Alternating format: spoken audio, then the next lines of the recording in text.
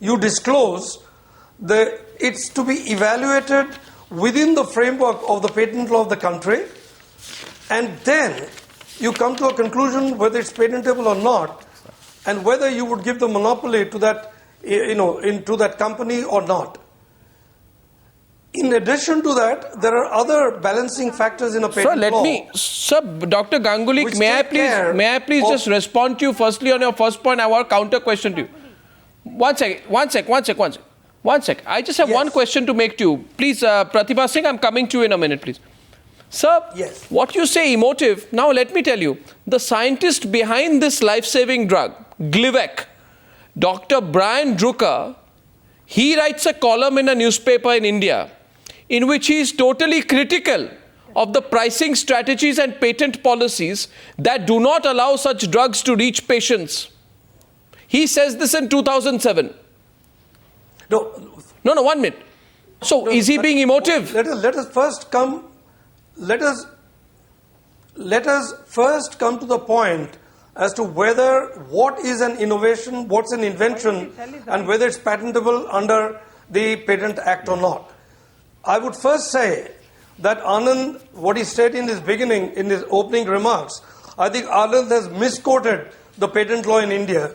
The patent law does not say in section 3D that what it says is that the mere discovery of a new form of a known substance which does not result in enhancement of known efficacy of that substance is not patentable.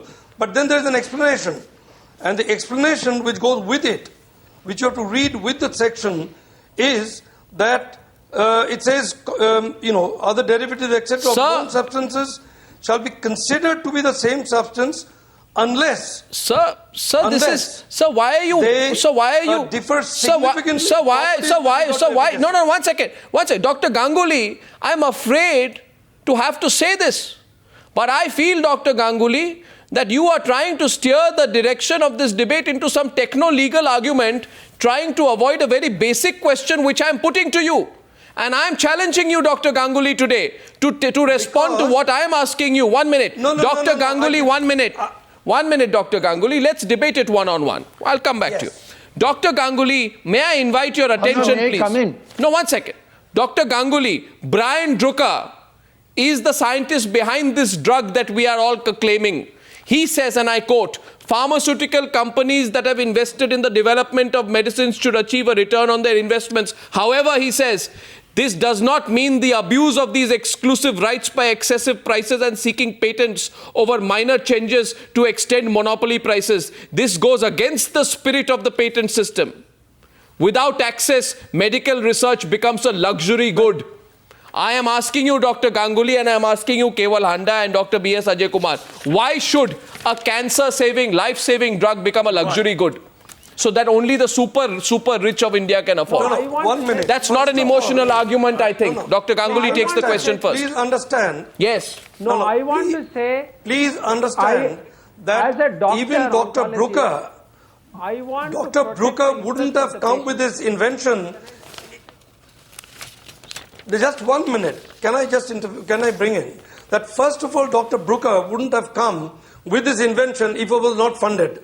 So the point is that somebody had to fund his entire work to bring that into picture. It wasn't funded by Novartis. So what's Anand Grover, please. Arnab, it's very important to remember that the funding was by public authorities. It was a publicly funded project. But Novartis is actually making money out of publicly funded projects. The estimate of how much they've spent is less than $400 million. And in the first year, they recouped $1 billion. This is from their own website. And this other program of free donations, we challenged that, as I said earlier, in the Novartis case, and Novartis had answer to it. But these gentlemen, obviously, who are paying lip service to Novartis and their machinations, they are now putting this data to obfuscate and use them as a propaganda. I'm sorry, but I'm going to keep asking that one question. Anand, I think Ajay Kumar, Dr. Ajay Kumar is coming. Dr. Ajay Kumar, Dr. Ajay Kumar, please. After that, Samir call come with you. Yes, Dr. Kumar. No, I want to say that we are actually users of the Novartis program. Where is the lip service? We use hundreds, thousands of patients have benefited from this. Why didn't you answer and that in the case then? Thing for me, Why didn't you answer that in the also case? Running the cancer center. Let me finish. You did not answer these questions in the case when it came up. Get this kind of treatment. We know patients who were deprived because they were not, they were poor. But all I want to say is, program. there are people who are used. Let me complete. Please give me a chance. No, because you are actually not telling the truth. At short sight, what is going to happen? But long term, cancer patients are not going to benefit. They are going to suffer because of this judgment. Really, one second, Dr. Ajay Kumar, 1 minute. Dr. Ajay Kumar, I have a question for you. Why are they going to suffer? Dr. Ajay Kumar, 1 minute. Dr. Ajay Kumar, please answer my question. 1 second, please. Yeah. Dr. Ajay Kumar, don't dodge it. Yes. Don't dodge it. You tell me today. Yes. Are you telling me... What is your question? Yeah, thank you. Are you telling me that every single cancer patient who can benefit from this drug, Glivec, is being given free drugs by Novartis? Every single. Mark my words. Yes. Approved. No, not every patient. How many? Those who are below how many don't line get it? Have been given how many don't get it? Nearly 16. Right now, 16,000 patients are on active treatment. How many patients are there and in India? 1 minute. 1 minute. Answer my question, doctor. How many patients are there? 16,000 patients. 1 second, please, sir. Don't show this as your corporate social responsibility, please. Patients diagnosed every year. No, 1 second. You are telling me how many get it. I am asking you how many don't get it. 1 second. How many don't get it? 60,000 patients get it. How many don't get it? 16,000 are getting free drugs. And the rest are in a program, those who cannot afford unsubsidized therapy. No. How many don't get it? Don't get the free drug. Arnav. 1 second, please. How many don't? There are more than 25,000 patients a year coming onto the... Are you saying all these 30,000 patients, you don't care whether they live or die? Arnav. I mean, let's be realistic in our country. All of them are getting we are clouding two. We are clouding two issues. You think I will let anybody not receive the treatment? Well, really, will you take responsibility for giving 1.5 lakh rupees? Patients are getting the treatment. Please be realistic here, sir. No, I want to make one statement. No patient with chronic myelocytic leukemia is dying because of lack of drugs. Samir Kaul responding to Dr. Ajay Kumar. Samir Kaul. I must put it on record here, gentlemen and ladies, that I have used the GPAP program, which is the patient access program of Novartis, and so have many of my patients. But I must tell you that this program, which was outsourced to an NGO, didn't access a lot of patients for various reasons, and it could have been run better. Now, let's all agree on that. But yes, they do have a program. They did make an attempt to access the patients, but that's all right. But let me for a minute bring in the role of the government here. Yeah. What has the government been up to? Why should the patent office have patents running up to 10 years, 20 years? Does it make sense? Is that not restrictive to innovators? Why can't they have shorter patents and give a head start for 2 to 5 years and let the others catch up? For that matter, why wouldn't the government renegotiate the price? In fact, I feel there hasn't been a serious engagement out of court, the government, whichever department is involved, to renegotiate the price, which is more practical for a country like ours. See, I think we are clouding two issues here. We are signatory to the TRIPS. We have a patent law, whereby we are supposed to respect and honor patents. Now, they have to be judged on the legal grounds, whether it is patentability or not. This judgment clearly talks about 3D for Glivec only, and doesn't say that for future products 3D is not applicable. Now, look at history after 2005. Most of the products are being challenged.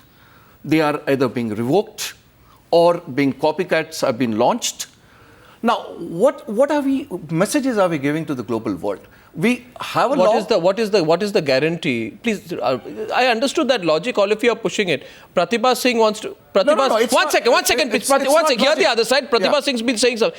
Yes. Yeah, go ahead, Pratibha. I don't agree with what is being said. Gentlemen, for a minute. 1 minute, Samir Kaul. Let Pratibha Singh come in. Yeah, Pratibha Singh responding, please. Yeah. Yes. Arnav, I have 2 points to make.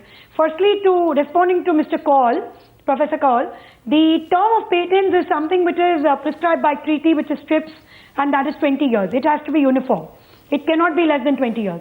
Number one. Number two, insofar as patents being granted are concerned, there are a large number of patents which have been granted by the Indian Patent Office which have not been challenged. But they never become a part of the media debate because they've never been challenged.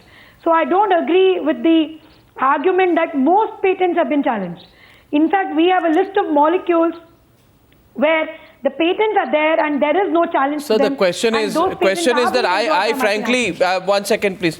Pratibha Singh, I am not saying that any Indian company, 1 minute, I am not saying that any Indian company, even maybe those you represent, are doing it for altruistic reasons. Let's be very clear, all pharmaceutical companies have business interests, right? Let's be clear about that. The only point I'm making, which I am afraid none of the panelists can dismiss, is the question of affordability. Wait. 1 second. Don't say the issue of tomorrow you create a situation where you have a monopoly and then you use the monopoly to say, I'm very sorry if 99% of Indians can't afford 1.5 lakh rupees a month. You'll have to die. But I will not provide you that drug because I have the monopoly. And I don't think Prabuddha Ganguly, you can simply dismiss this as an emotional argument. Prabuddha Ganguly, this is the argument. No. This is why we are debating it today. No, Arnav, you take a case of Merck. They have launched a product at 1/10 of the global price. And it's still being challenged on the affordability That's not an answer. No, that's an answer. That's not an answer. How low can you go? How low can you go? You can be challenged on any price. $10 billion of drugs are provided by India to the entire developing world. So by your logic, it doesn't matter whether not just the poor people of India, but the poor people of the rest of the world die. I'm not saying that. We need to have an alternate mechanism to service the poor people. Affordability is a larger issue, which you cannot ask the pharmaceutical companies to build. Well, the pharmaceutical companies have to have a heart. No, of course we have a heart. Where is the heart? Of course we have a heart. We spend so much, 20% only of the drugs can recover the research That's a ridiculous argument. No, how many people do you reach? How many people do you reach? You need money to invest in the R&D. Well, when you don't... Where do you get the money from? Well, when you do, there is no guarantee. Give me a guarantee today, the next product patent that you will get, you will cover each and every... that nobody... Is the Indian companies covering the pharmacy of the world? What? Now, let the Indian companies give a guarantee. They are covering the Indian patients in this country. Which Indian company is giving an access program? You tell me. Well, India... You quote a single Indian company with access program. Well, how many... You quote me one. You quote me one second. Quote me a single Indian company in turn. Quote me a single Indian company in turn which charges 10 to 20 times the cost of the local medicine from its nearest competitor. If there are no competition, the Indian company charges much more than the cost of the product. Well, I'm sorry here to say this as an excess. Tomorrow somebody will say that I will charge you 100 rupees. 1 second. You make an innovation to Crocin tomorrow and you say I'll put Crocin available at over 100 rupees. We are again mixing patentability with affordability. Let's keep these two separate. The issue is affordability. No, if the issue is affordability, let's look at the mechanism of affordability. Don't curse the innovation because of affordability. Samir, call please. 5 minutes into the debate, I'm extending this. Can I just ask them one question? One question, please. I understand there is billions of dollars worth for a molecule to get into the drug form. I understand there are 18 to 20 years.